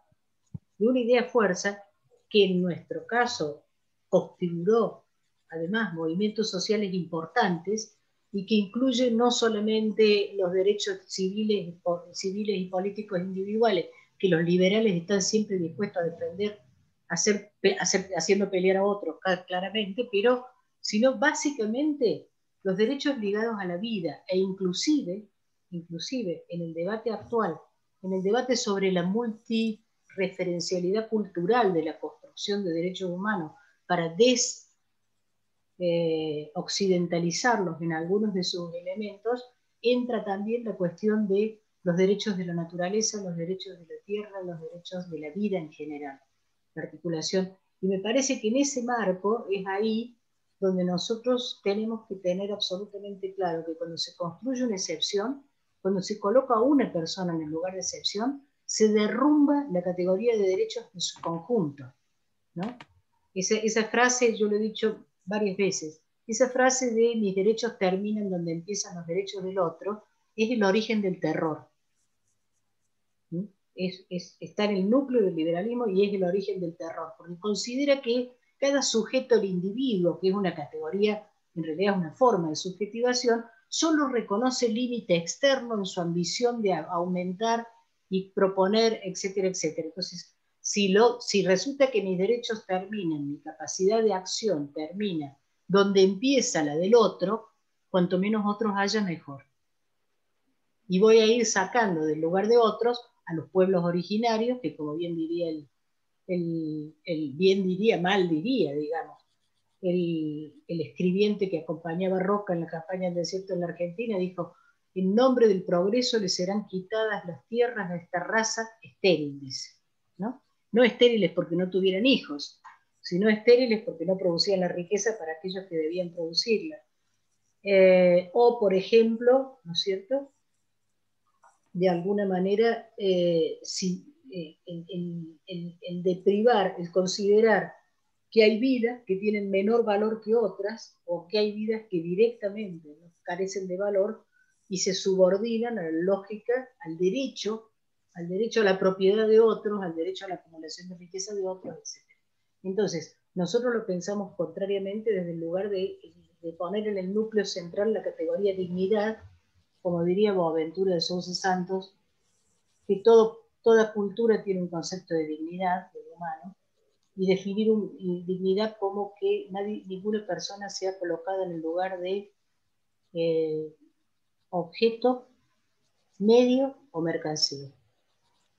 Y entonces cuando nosotros objetivamos al otro en el campo de la salud mental, estamos produciendo un efecto que, al igual que el campo de concentración, se produce en el conjunto de la sociedad. No está produciendo solamente sobre esas personas que colocamos en ese lugar. ¿Sí? Al igual que el campo de concentración, el manicomio, el establecimiento manicomial, está ahí para producir un efecto en el conjunto. ¿No? Esto es muy importante tenerlo en cuenta, porque nuestras investigaciones hechas con vecinos que convivían con personas externadas de instituciones psiquiátricas que vivían en hogares y convivían con ellos, nosotros descubrimos que el contacto a ellos les había abierto la posibilidad de revisar lo que pensaban de la locura, de romper un estigma. Y cuando uno aprende el camino de romper un estigma, aprende el camino de romper un estigma. Va a ser mucho más fácil modificar otro tipo de estigmatizaciones que considera naturales. Entonces, cuando nosotros trabajamos en el campo de la salud mental, tratando de ampliar los límites de derechos de personas que están en una situación de excepción absoluta, yo les mostraría la investigación del CELS, del Centro de Estudios Legales y Sociales, que desarrolla una persona ahí del CELS sobre la situación de mujeres en internación psiquiátrica. Y mientras muchas de las personas de este país, y hay todo un movimiento luchando por la legalización del aborto, las mujeres son internadas en instituciones psiquiátricas, son obligadas a abortar, son personas a quienes se les ligan las trompas sin su consentimiento y a quienes se les sacan los hijos sin su consentimiento.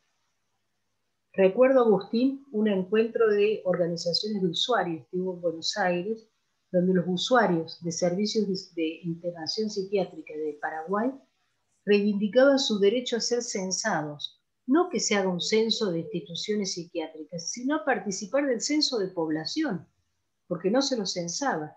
Y uno puede decir, ¿para qué una persona que tiene un montón de deprivaciones va a transformar en una reivindicación que lo censen? Y es una reivindicación importantísima, porque si no lo dan por no existente dentro de la población del país.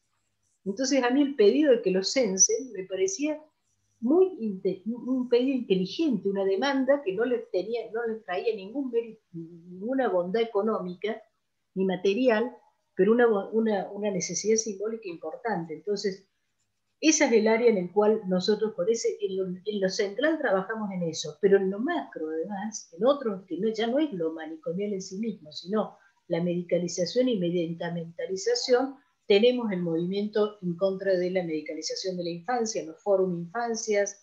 Estoy hablando de casi podría decir, de la configuración de un movimiento social alrededor del tema de salud mental. ¿Sí? Y que toma como eje central los derechos, articula derechos de discapacidad, derechos de infancia, derechos de género, etcétera, pensados en articulación con este analizador social que es la institución manicomial. No sé, Clara, si contesté lo que querías que trajera. Yo tenía ganas que cuentes esto. Esto es algo que está ahí candente en nuestra sociedad. Y bueno, yo creo que la salud mental no es salud mental, sino es la relación de lo mental con lo social. Y creo que este momento es un momento paradigmático nuestro para salir adelante con esto. Yo te quería decir que lo digas porque justamente el otro día conversando con alguien en una conferencia, era interesante pensar la vigilancia epistémica, porque qué quiere decir en cada país cada cosa, va cambiando el sentido de lo que quiere decir, y en eso me gustaba que vos lo aclares muy bien, porque... Sí. O sea, varía mucho. Yo ya me he dado cuenta, alguna vez, hace muchos años, cuando estábamos organizando el Congreso de Alamis en Buenos Aires, habíamos propuesto una consigna, estábamos discutiendo con Saúl Franco Agudelo, que dicho sea de paso, por suerte, está saliendo de la infección de COVID. Menos mal. Sí. Después de una internación ha escrito un texto sobre cómo vivió la experiencia, muy notable. Y entonces en algún momento había un título para el Congreso que a nosotros nos gustaba, que tenía la palabra vida, en defensa de la vida.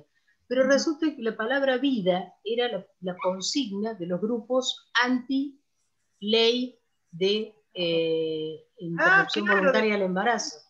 Eran los grupos pro vida.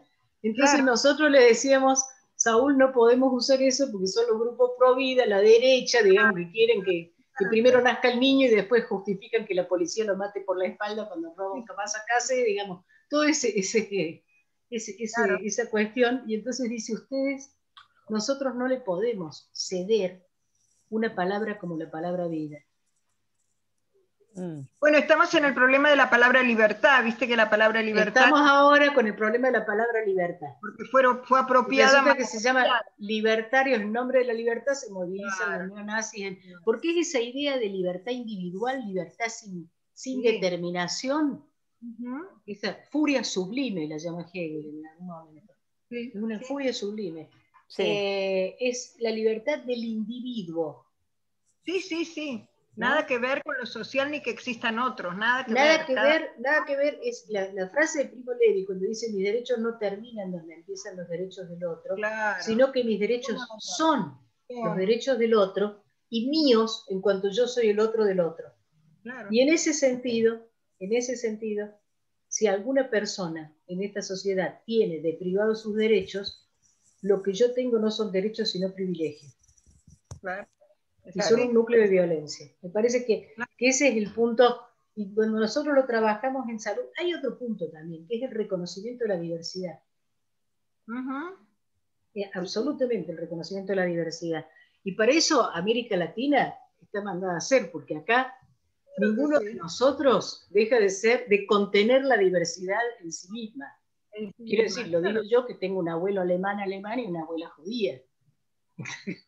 Y que, digamos, y que mis padres se casaron, o sea, dos orígenes de ese tipo, en plena guerra mundial. Entonces, América Latina, aún parezco de origen europeo, no. Contengo una diversidad que en algún momento tuvo millones de muertos en el medio. Y entonces, volviendo a eso, yo creo que nosotros tenemos esa característica, nosotros tenemos sincretismos culturales, tenemos posibilidad de integración, porque no se trata de elegir una cultura hegemónica, se trata de constituirnos en el marco de la diversidad que tenemos, de estos países que tienen mucho en común y muchas historias, sin embargo, particularmente diferenciadas, particularmente distintas. Cuando recién Agustín mostraba el video de este vendedor, yo pensaba que este año en México, por la pandemia, no se hizo la peregrinación de la Virgen de Guadalupe el 8 de diciembre. Debe ser histórico, porque la peregrinación de la Virgen de Guadalupe empalma sobre la de la diosa, de la diosa del equinoccio de primavera, y por lo tanto viene desde antes de la conquista, alguna manifestación de eso. Y por supuesto que debe haber muchísima gente como ese vendedor cuyos ingresos de ese mes estaban centrados en esa peregrinación y se perdieron.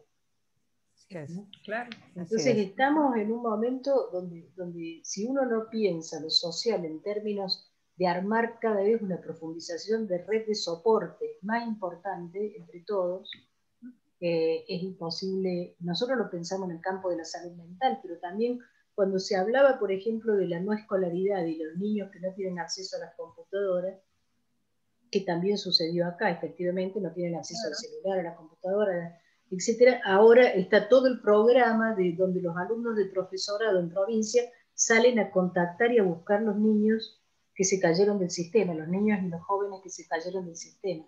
La escuela va a la casa, digamos. Y esto va a transformar las instituciones. Las va a transformar profundamente, creo yo.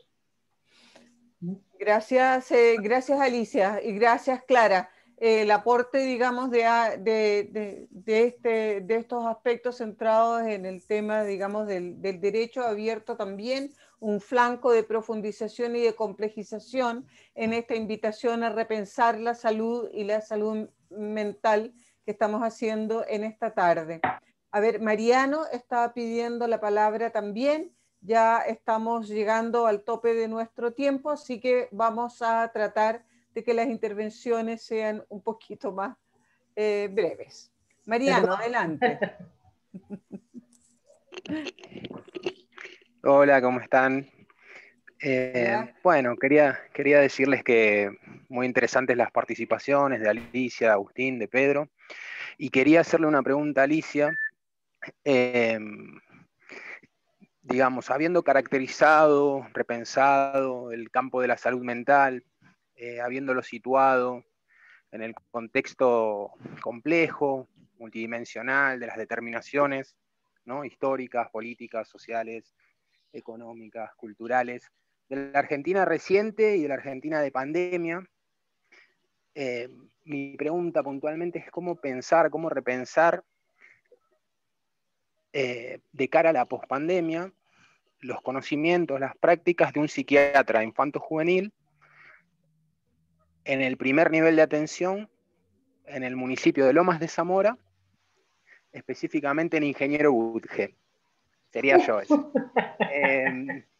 ¿Cómo aproximar algo de estos conocimientos que estamos repensando, de estas prácticas, hacia el campo en construcción de la salud mental colectiva y buen vivir?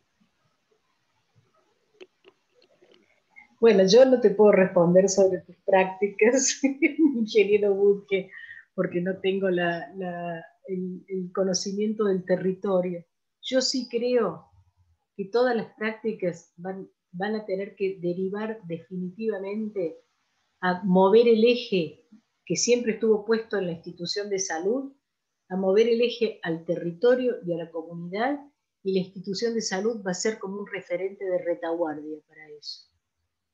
Y que es imposible pensar hoy en día las prácticas de salud mental, ¿no?, si no las pensamos en esa inserción territorial, que además no es que, ya no se trata de la participación, de que desde salud vamos a llamar a participar a la población. La población tiene redes, movimientos, actores, etc. Lo que nosotros tenemos que hacer es, como institución, como desde el lugar institucional estatal de la salud, articular con ellos. Si vos me preguntás, Infanto Juvenil se ha abierto en la provincia de Buenos Aires, pero vos quizás dependés del municipio. Se ha abierto el área de salud mental Infanto Juvenil, que está articulando con la educación también. Entonces, si vos me pensás que alguna cosa se me ocurriría decirte, con tratar de articular con estos maestros que van a ir a trabajar, los profesores que van a ir a trabajar a las casas, a buscar a los chicos que se cayeron del sistema educativo, y quizás articular ahí, que creo que ya se está intentando hacer, como simultáneamente ver qué tipo de función puede cumplir un psiquiatra infanto-juvenil en ese proceso de búsqueda y contacto e inserción de los jóvenes y de los niños y niñas, de las y los jóvenes y los niños y niñas que quedaron desvinculados del sistema educativo con la importancia que esto tiene. Y el registro de la situación, no sé.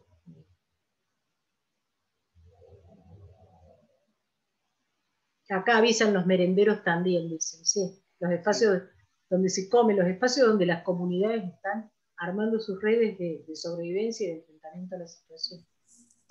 La post-pandemia yo ni siquiera pienso que va a suceder el año que viene, o sea que estamos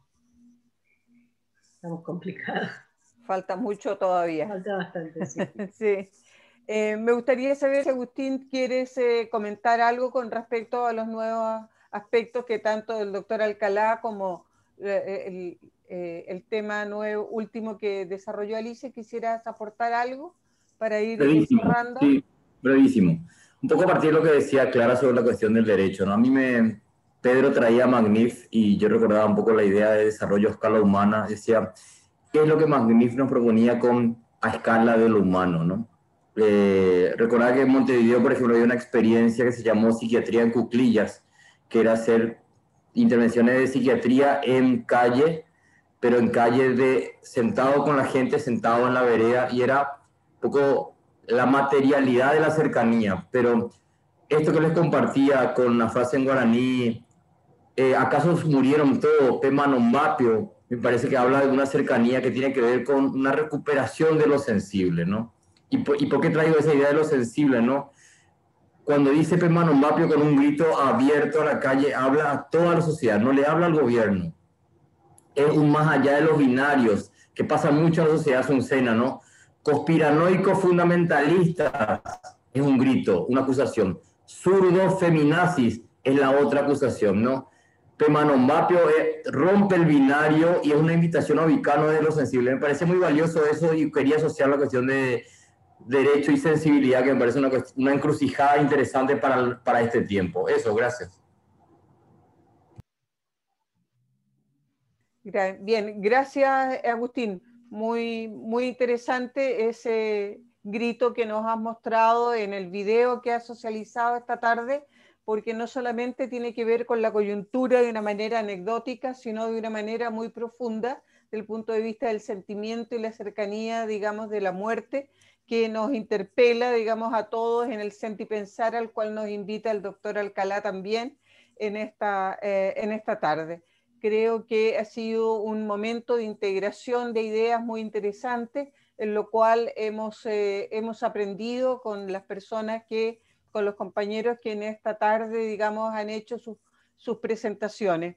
Detrás de sus ideas está también la idea de organizarnos y de trabajar en términos teóricos y en los territorios, digamos, por la disminución de las inequidades y por el favorecimiento de lo que significa la igualdad y los derechos humanos, en particular de los derechos humanos, la perspectiva tanto legal como teórica como social fundamentalmente. Creo que estamos avanzando en términos de profundizar nuestra mirada en términos de salud y salud mental, utilizando referentes latinoamericanos y desde la forma y las vivencias que en América Latina estamos viviendo, digamos, esta coyuntura también.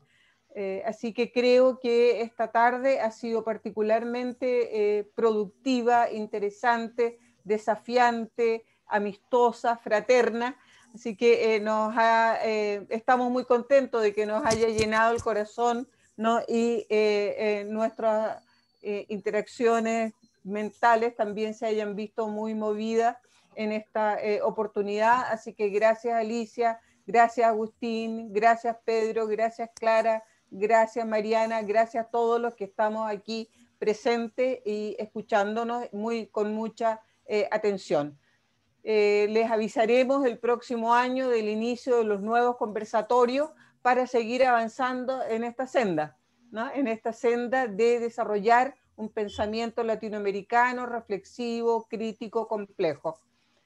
en el ámbito de la salud y la salud mental. Así que muchas gracias por la participación, que tengan unas hermosas fiestas, que estén muy bien, un gran abrazo a todas y todos. Chao, muchas Gracias, gracias. muchas gracias. Chao. Chao, Abrazo, chao. compa. Gracias a todos. Adiós. Gracias. Gracias.